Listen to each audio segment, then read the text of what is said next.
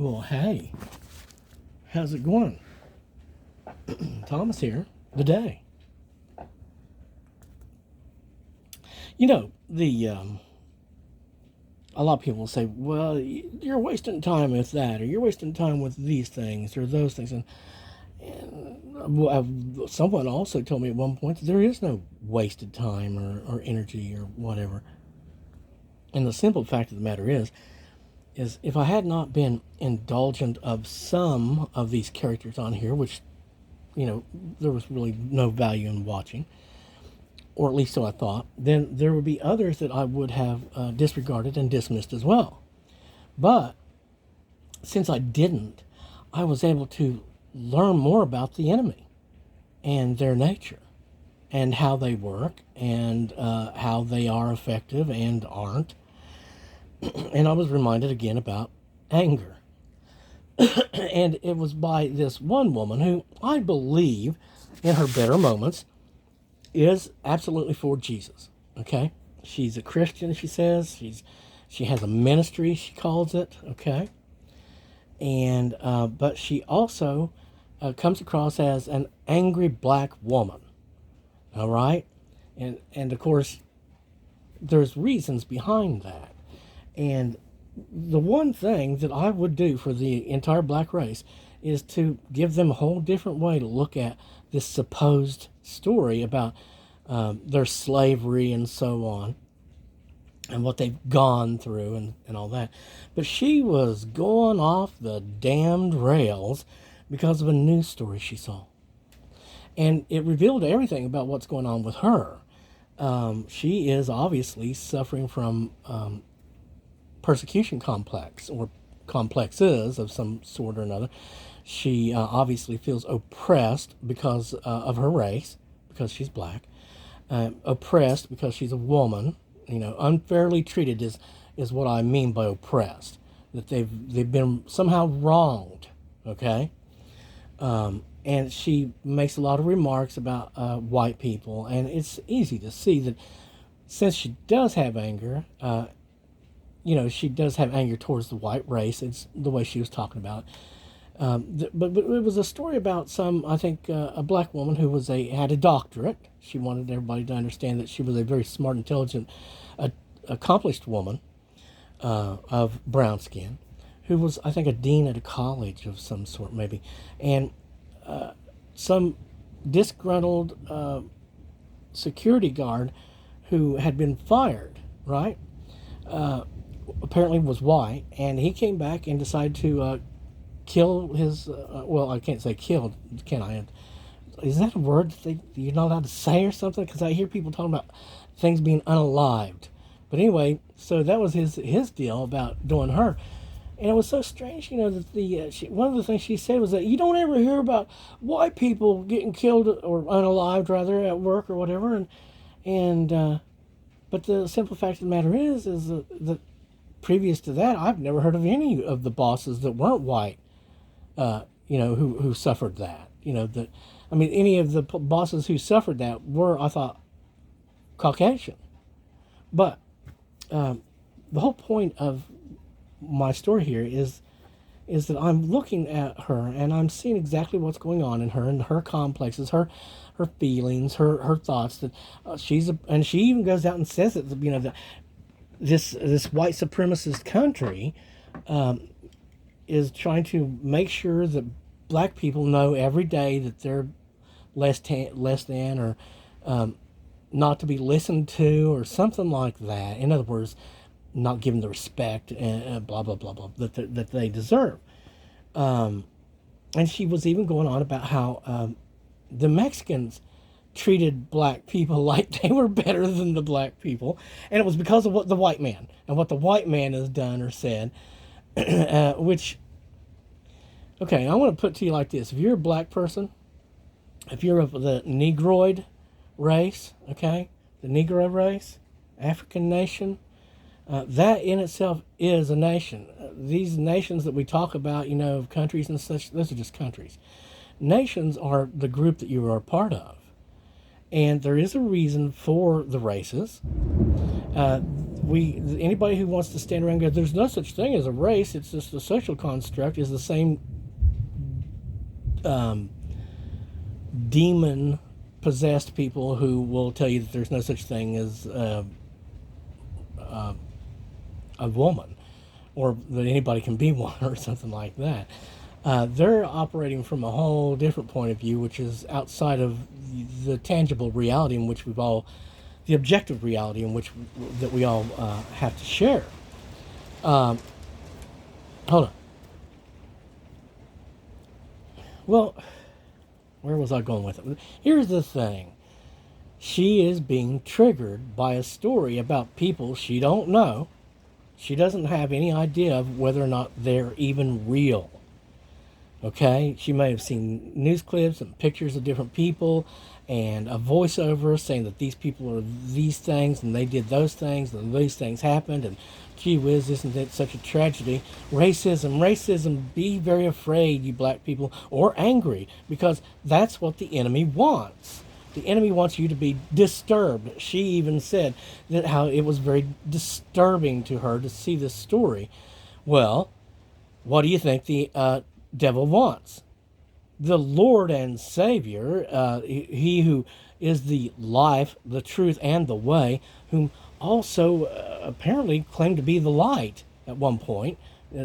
By what I saw on TV, I don't ever remember that, but it seems to stand that we could reason he is a light, saying that others will become lights, sons of God. But anyway, he is also known as the Prince of Peace. Okay? That's one of his names, the Prince of Peace. And he's also known as love, that God is in fact love. But love is not God. So, which leads me back to thinking he is light. I serve a God and worship a God that is all light, without any darkness within him. That's my God. It says that's what he is in the book. That's the God I'm going with. He's a nice God. He's a God of peace and love and goodness and light. And that's what light is. If you ever get it, you will feel as though you are loved. If it comes down and sits upon you, you will feel many things, and you will understand that you're kind of limited by the light. That while it's a tremendous blessing, it is also somewhat of a burden, but a good burden that you wouldn't want to do without. Hate and anger, on the other hand, was being very much pleased by her reaction and her indulging it. Okay? Wrath, hate, and anger are all the same thing, just different shades of the same entity. It is not inherent to you.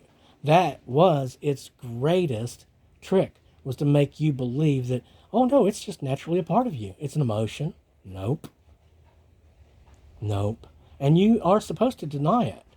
You're not supposed to let a story on the TV trigger you into indulging it yet again and giving it home once again. You see what I'm saying? Think about this. If you were a black person, I want you to think about this. You're in a fake environment. You already figured that out because you're very spiritual. And you figured out that the people on the TV just lie and lie and lie and lie. And that real evil is done in places by real evil people. How do you know that slavery ever occurred? How do you know that that isn't just a story that was perpetrated upon everyone in this little reality that they painted for you, so that you would have this persecution complex, so that you would feel as though, oh, they're rejecting me, oh, I'm being oppressed, or whatever, right? Because if you were in Africa and 99% of the people around you were black, you wouldn't be feeling like you were oppressed by Whitey, now would you? Because he's nowhere to be seen. However, the devil would still be there in the different forms. There is a difference between the races, and it's genetic. You can see it, and you can see that black men and women are more adept at specific activities than, say, the white people that don't grow quite as tall, maybe, or can't jump quite as high. So there's differences, and we're all a bunch of idiots if we stand around going, "There's no difference between any of us." No, there is, and there's genetic differences, and that's measurable. And sickle cell anemia is one of them. But there are demons that have rule. There are specific demons that, in a sense, claim specific types. There there are specific demons assigned to the different races. That's my belief. And Kanye West said that the black people were a proud and passionate people. Okay? Well, those are, you can say things like that and it can be a euphemism for other things. And the biggest enemy of black people, I do believe, is wrath. It wants you to believe that it's a part of you. It wants you to believe that you're justified in indulging it because you have reasons and rationalizations. Bad things were done. People are wrong. She kept on going on about how it's, no matter what, it's not right that that woman was killed. In other words, that black woman was killed by that white guy because she didn't deserve that. So she sat in judgment of those people, never having met them, knowing nothing about them, not knowing anything about their background, not knowing whether or not that woman was a witch or anything, or even that those people are real. But yet still that story caused her to react, caused her to indulge anger, caused her to go back into this thing that she has about being a woman and being black and how it's unfair what's being done, that white people are constantly da da da da da da da da da da da da. Now, how much does it cost to go to Africa? Think about the people, the black people in this country that have been going on and on and on for so very, very, very long.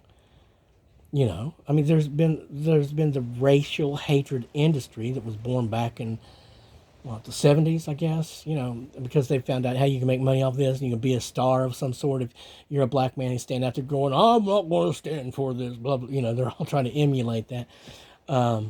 Even when there's not really anything going on, and there is real reasons for what's happening. How much does it cost to go to Africa? I mean, it doesn't cost as much as a car. How much does it cost to show up in Africa? You could, at any point in time, any of these black people could cash in their stuff and buy a ticket on a boat or a plane and go to Africa and be where all the black people are. Why wouldn't they do that? And why would they begrudge the white people who are being hated, literally hated to death down in South Africa? Why would they say that it's not right that those white people come up here to a land that was predominantly always white, settled by whites, built by whites? Why would they be upset about that? If you play into the hatred thing, okay, and the black people aren't smart enough to say we're being played by Satan, or we're being played by the globalists, or we're being played by, because how many times are they played? The story was that some bad white person did some bad, horrible thing to black people. Now, watch what happens. And she was going on about how they're hardly even reporting this on the news. Well, why do you think? Which is more responsible?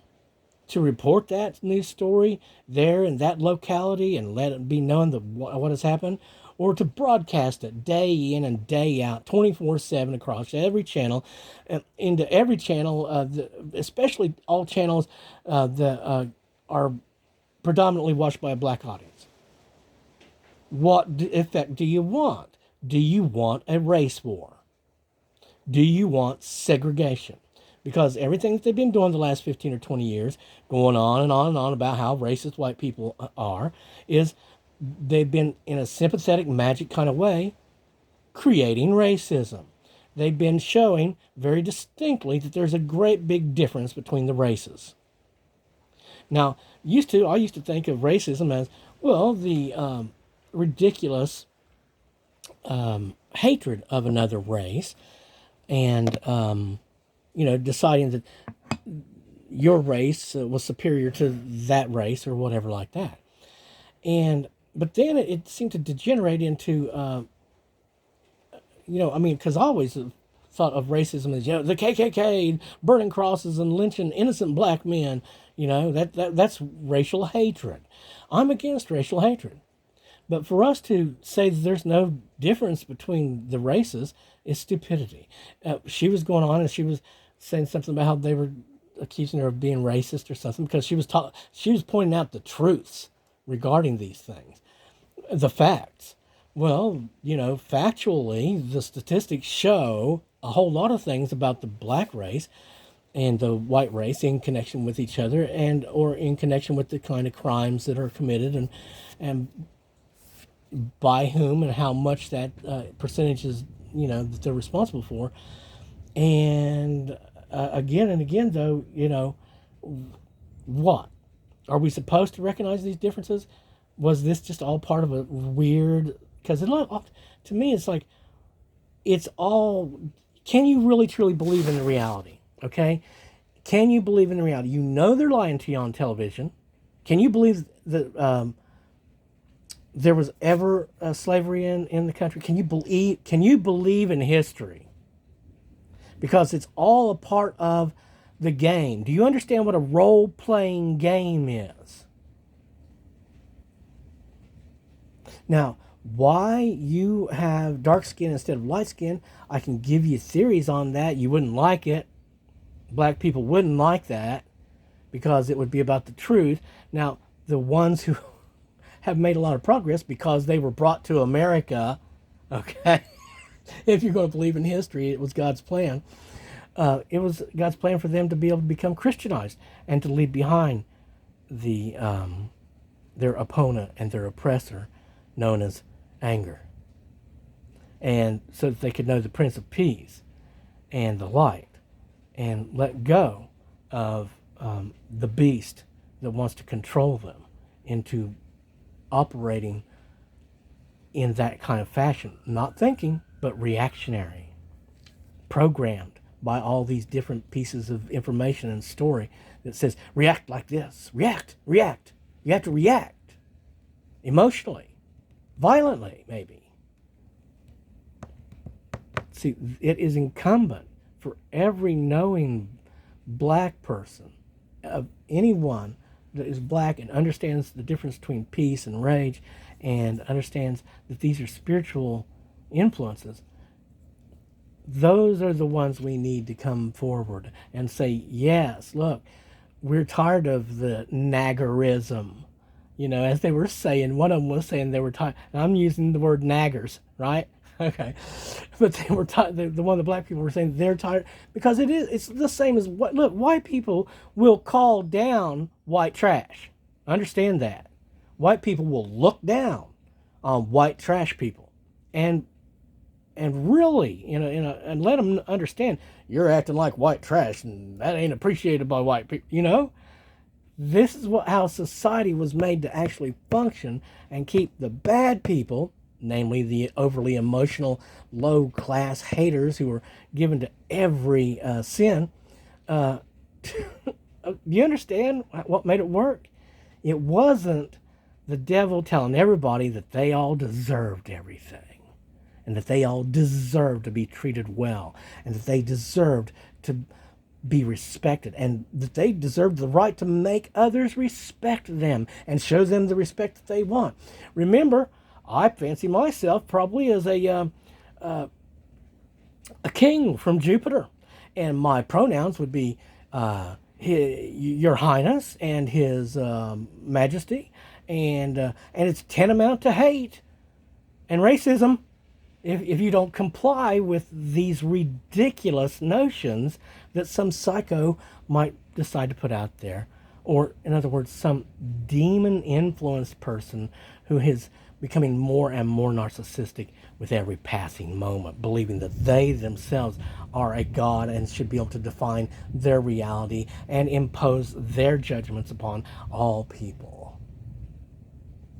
I'm only the day.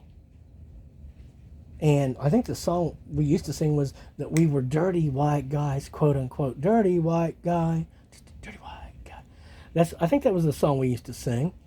But then we sang lots of songs, and it's all about the light, because all you need is light. Dun, da, da, da, da. All you need is light, everybody. And then there's the Revolution song where, the prophet was out there saying, if you want money for people with minds that hate, well, you're just going to have to wait. That's all I can tell you, brother. Um, Again, your enemy is hate. It's also known as wrath and anger. And it will give you many justifications and rationalizations to indulge it and give it a home and to let it grow in you. Please do otherwise. Resist it. Say no. Take deep breaths. But say, I recognize you and you are not me, anger. And I'm going to let you go because I can react to all of these things that I see logically, rationally, without emotion, without being triggered, without indulging that.